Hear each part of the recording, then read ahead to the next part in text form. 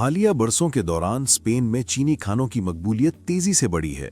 शहरियों को खाना पहुंचाने वाले प्लेटफॉर्म उबर ईट्स के मुताबिक सिर्फ मुल्क में चीनी खानों की होम डिलीवरी में सिर्फ गुज़िश्ता बरस 15% सालाना इजाफा हुआ। स्पेन के मुख्तलिफ शहरों, खास तौर पर बार्सिलोना और मैड्रिड में नए चीनी रेस्टोरेंट खुलने का सिलसिला जारी है। अक्सर रेस्टोरेंट असल और मुस्तनद चीनी पकवानों पर खुसूसी तवज्जो दे रहे हैं।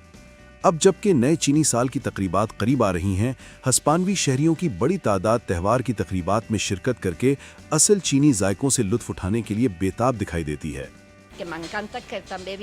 मुझे ये बात बहुत पसंद है कि शेफ खुद आकर अपने पकवानों के बारे में बताता है और ये वजाहत भी करता है कि ये पकवान किस इलाके के हैं। वो बताता है कि ये सब चीन के शुमाली इलाके के पकवान हैं जो उसके दादा और दीगर बुजुर्गों के जरिए यहाँ पहुँचे। वो इन जायकों को हस्पानवी रेस्तोरानों में काम के दौरान सीखी गई तरकीबों के साथ यकजा कर पेश करता है।